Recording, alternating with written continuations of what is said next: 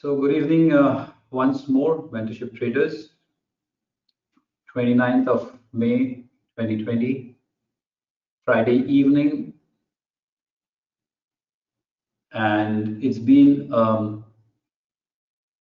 few days that I've not been able to take or conduct our live sessions. That's mainly because of the fact that I did not have internet at my end for the last 6 days. I'm very grateful that many of you have pinged me personally, checking with me how I've been. Thank you. Before I start today's class, I would like to share my little experience of once in a century cyclone. Well, it was a typical evening, not a typical evening, it was raining and it was quite a stormy day throughout. But facing a cyclone which was 130 kilometers per hour was no less than a nightmare. I live in a tower which is 45 stories tall. It's a slim tower. I'm midway on the 21st floor. And it wasn't a very good experience, if you ask me. The entire episode ran for 2-3 hours, but 15 to 20 minutes was hell, literally hell. The worst thing happened when there was, of course, no power. It was all dark, and all I could see in the next room was one of our windows just flew off. It just went out, just literally flew off. But then the good side of this is we're very grateful. We did have proper electricity throughout after that, and no problems in terms of our livelihood. But yes, I did not have 6 days of internet. It did teach me a few things, which is not under the jurisdiction of tonight's class, so I will not bore you too much. But I wish that you don't face anything like that. Though I did not make a scratch on my livelihood or my life, thankfully, I'm very grateful. But what I've heard from outside people, it's no less than hell.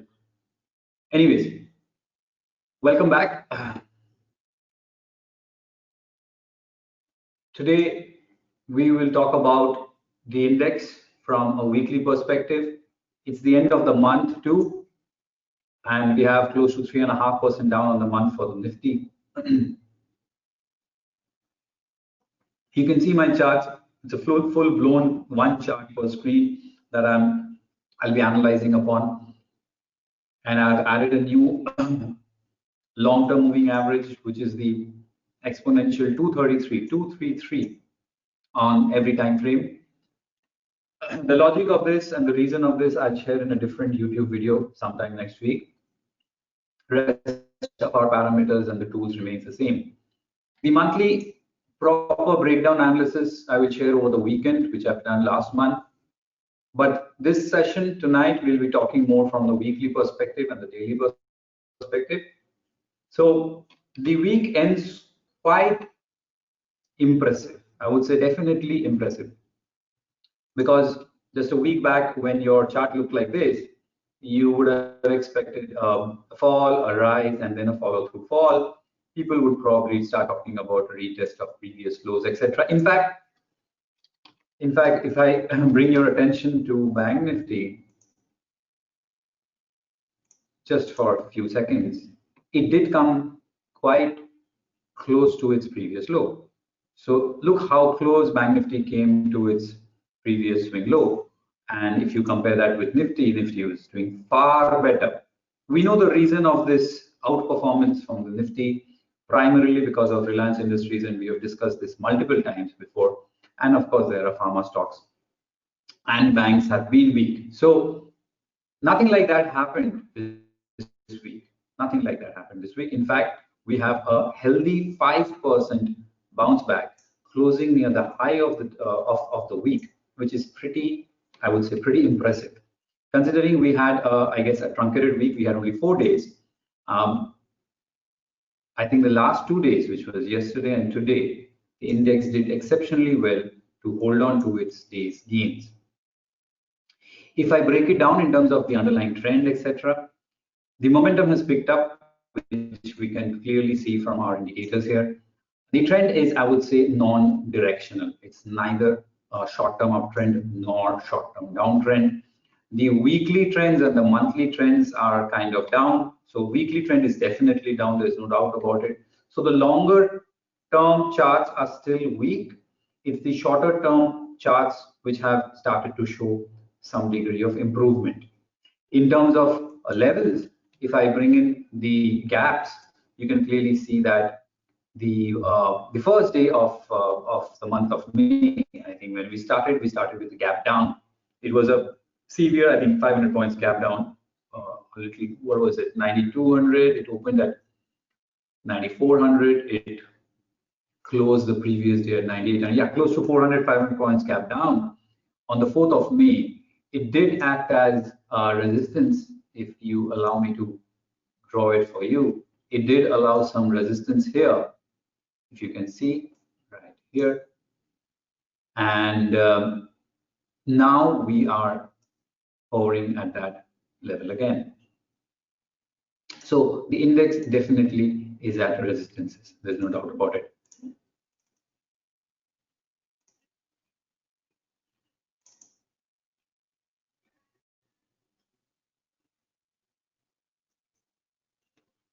Can everyone hear me?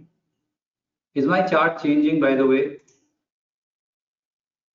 Can you quickly give me a confirmation in terms of the screen?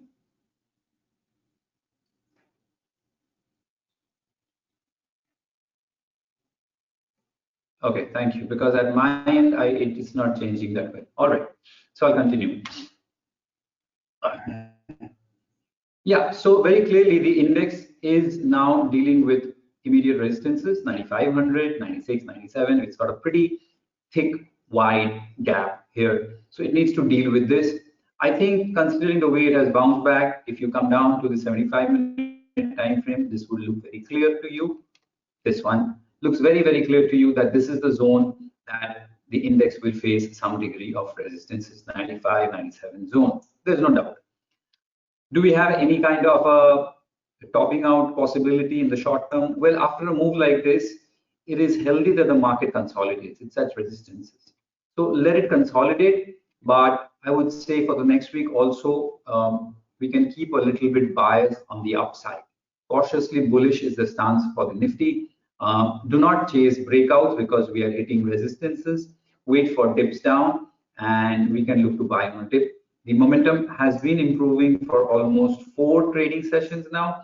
Short-term momentum indicators are getting into the overbought territory. So don't chase breakouts in this kind of a framework. That's Nifty. We did take a look at the Bank Nifty. Now, the Bank Nifty weekly chart is up close to 11%. The momentum is still down. And if I turn it into a line chart, you guys would definitely see that it's made a W pattern, which pattern traders call it double bottom. But it is the improvement of the momentum from the RSI indicator that we have here, which is fairly encouraging. So we've got a bounce back, which is a good thing, but it's got to do a lot more than what the Nifty has done.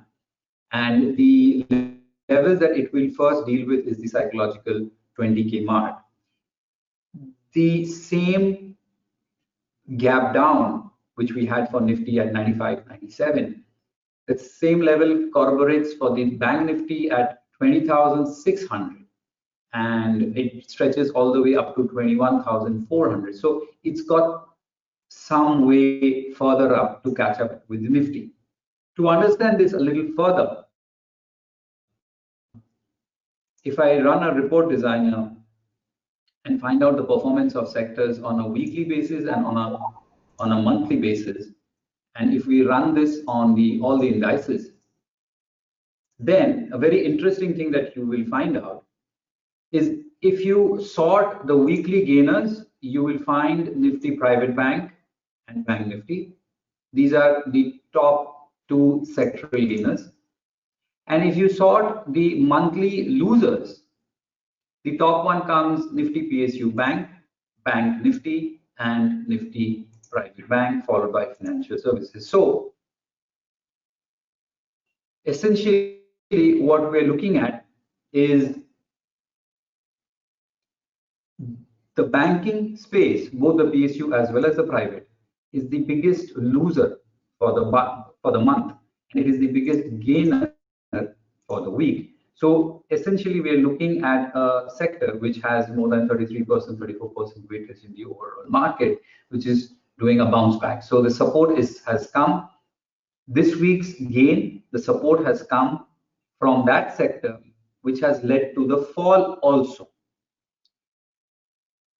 The pharmaceuticals, IT, FMCG, the defensives are still hovering there. There's no doubt about it. We'll look into it. But the gain this week has come from that pocket of the market, which has led to the maximum fall to the overall market. What does this mean? Take this bounce back with a little bit of pinch of salt. Okay, do not get too carried away, because if this same sector of the banks, PSU and private sector banks, decides to follow through further on the downside, then we know the story what will happen. In that case, our focus will shift to those pockets of the market which led to the rally. Which are those? Good question. Now let's look at the monthly gainers, which are the ones which did well. So we're looking at auto. This is something interesting. Auto has gained for 2 consecutive months now. We have pharma, which is pharmaceutical space, has been well. FMCG, again, both the defensives are playing well. Media does not matter too much. Metal. Now, I believe it's in my monthly video which I shared. I did mention that metal seems like the one which has bottomed out for good and one should look into it. So we've got metal followed by IT and then energy. Energy is important because we have Reliance Industries here. Let's take a look at Reliance.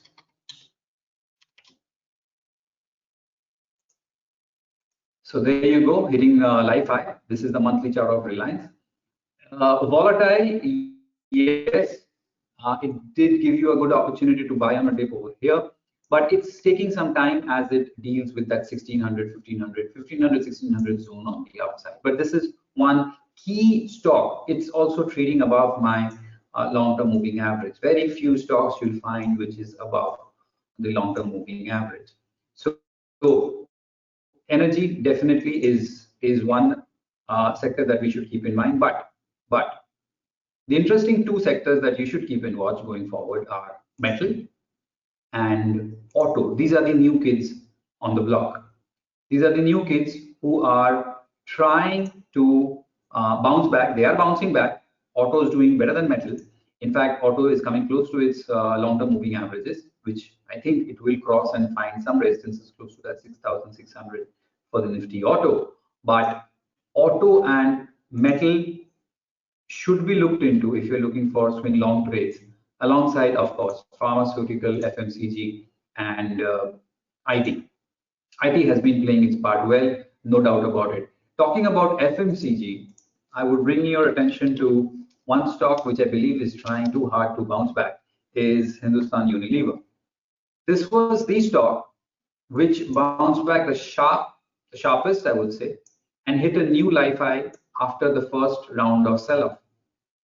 Then it gave back almost all of it in just 3-4 weeks. Now, after 5 weeks of consecutive fall, and you will be clearly seeing some serious amount of divergences shaping up on the momentum indicators, the stock has given a nice bounce back from close to its long-term moving averages. Last time it came close to the 233.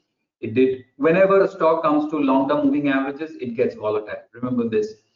This time also it's managing fairly well. So this is one stock that can play a part. The other stock which matters to this index is ITC.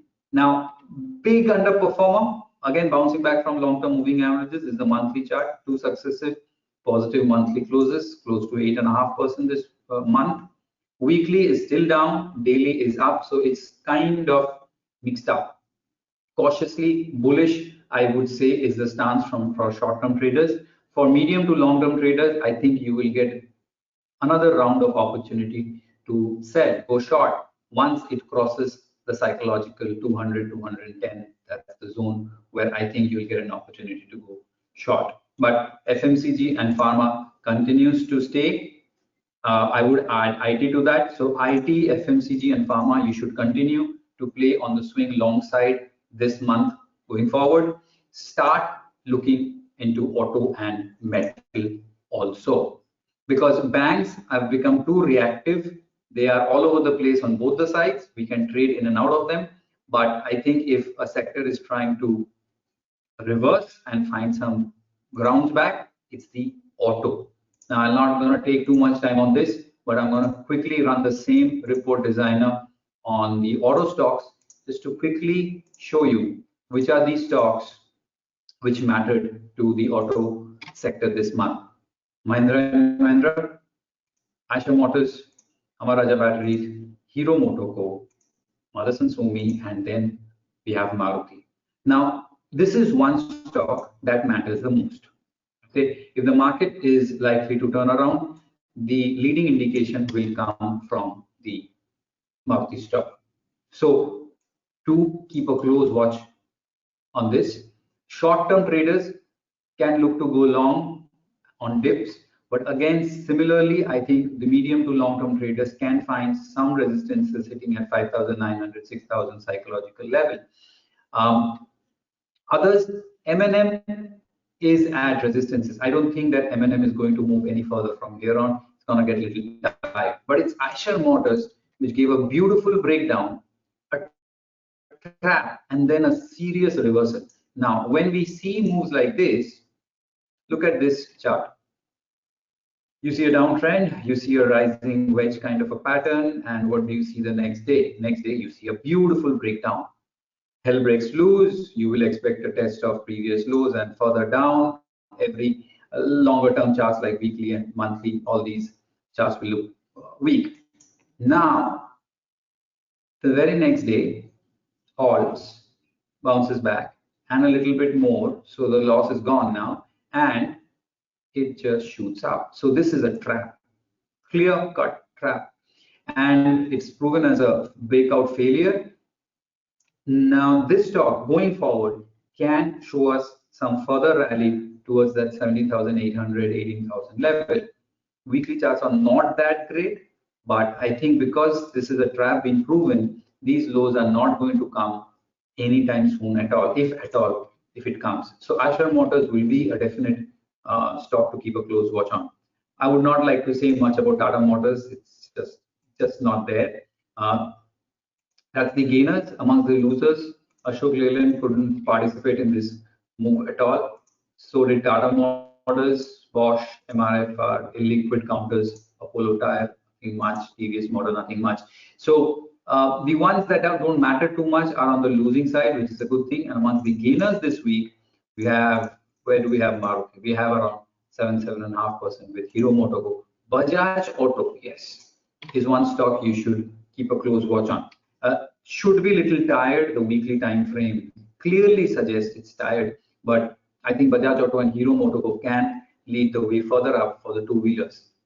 Considering the Nifty Auto is up for 2 consecutive months, don't be surprised if June is a little flattish month. I would be looking for the sector and the stocks to hold on to their gains rather than stretch their gains. I don't expect they will stretch their gains, but if they hold on to their gains, there's a possibility that both auto and metal can do better for the rest of the year. I'll quickly wrap up the weekly analysis by saying that the Nifty has done exceptionally well, impressive enough to gain over close to 6% this week. It has come close to serious resistances from previous gap downs.